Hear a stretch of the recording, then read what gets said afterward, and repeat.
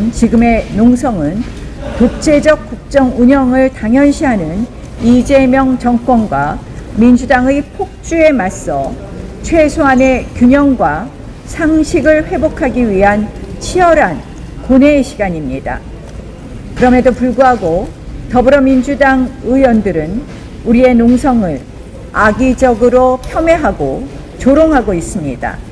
저는 오히려 이들이 왜 이렇게까지 예민하게 반응하는지 되묻지 않을 수 없습니다. 과연 누가 웰빙쇼를 했는지 국민은 똑똑히 기억하고 있습니다. 이재명 대통령 당대표 시절 단식은 웰빙 단식, 출퇴근 단식 아니었습니까? 고작 하루 몇 시간 단식 퍼포먼스를 벌이던 정당이 이제 와서 누굴 조롱합니까? 민주당은 지금 본질을 감추기 위해서 메신저를 공격하고 있습니다. 인사청문회에서 김민석 총리 후보자의 문제를 지적한 주진우 의원에게 공개적으로 협박성 비난을 퍼부었던 그 모습과 무엇이 다릅니까? 메시지에는 답하지 못하니 스피커를 꺾고 진실을 말하는 사람의 입을 막겠다는 정치 폭력 아닙니까? 진실은 외면한 채 진실을 말하는 소수의 사람에게 침묵을 강요하는 민주당의 모습이야말로 지금 이재명 정부와 여당의 민낯인 것입니다. 저는 정부 출범 초기 일정 기간 동안은 국정 운영의 안정을 위한 허니문 기간이 필요하다고 생각해 왔습니다. 그러나 작금의 현실은 그 선을 한참 넘었습니다. 협치는 사라지고 민주당식 일방통행과 입법 폭주만이 남았습니다. 법사위원장을 끝내 독식해야겠다는 더불어민주당의 태도는 협치와 관용의 정치가 아니라 민주주의 질서를 파괴하는 폭주 그 자체입니다. 여당이 법사위까지 장악하려는 이유는 무엇입니까? 두 가지입니다.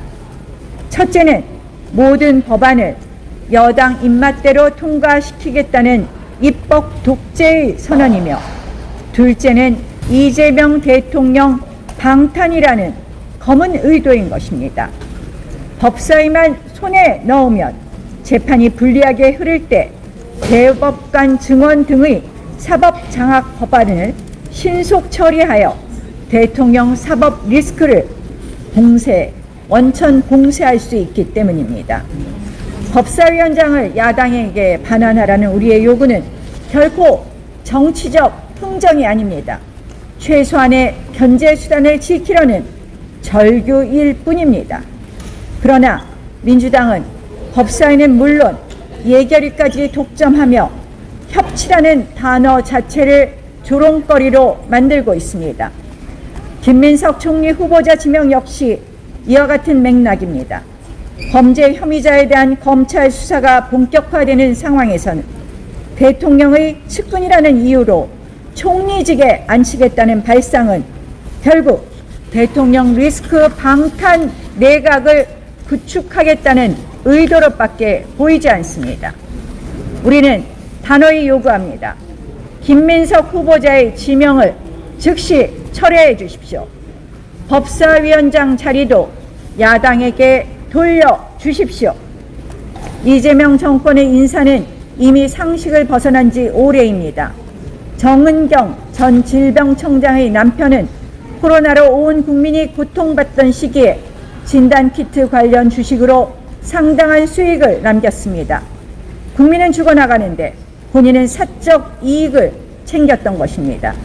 그럼에도 불구하고 아무런 거리낌 없이 복지부 장관 인선이 강행 중입니다.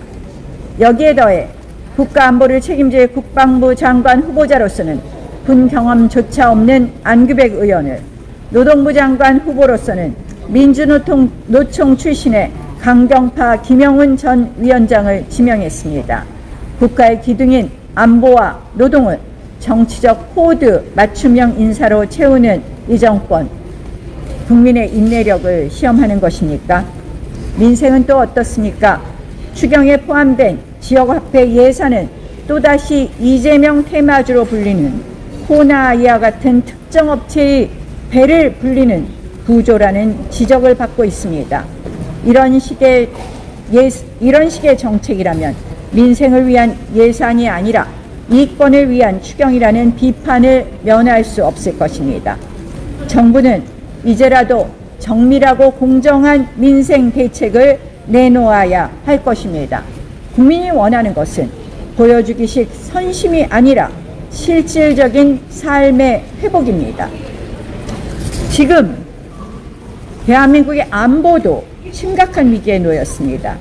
최근 북한 평산 우라늄 공장에서 배출된 것으로 추정되는 핵오염수가 예성강을 따라 서해로 유입되고 있다는 의혹이 제기되었습니다.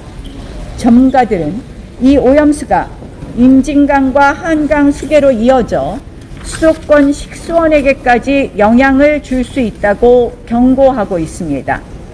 북한의 핵 활동은 점점 더 활발해지고 있으며 이는 단순한 환경 문제가 아닌 국민 건강과 국가 안보에 직결된 사안입니다.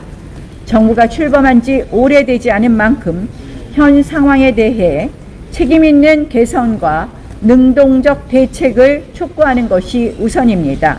이 사안은 정치의 문제가 아니라 국민의 생명과 안전의 영역이기 때문입니다. 또한 지금과 같은 안보 환경에서 기존의 수질 검사 체계만으로 충분히 방사능 오염을 검증하기 어렵다는 전문가들의 지적도 있습니다. 오히려 정부는 이번 사태를 통해 핵 오염 감시에 필요한 조사 항목을 보완하고 조사 횟수를 늘려 국내 방사능 감시 체계의 사각지대를 철저히 점검하는 전환점으로 삼아야 합니다.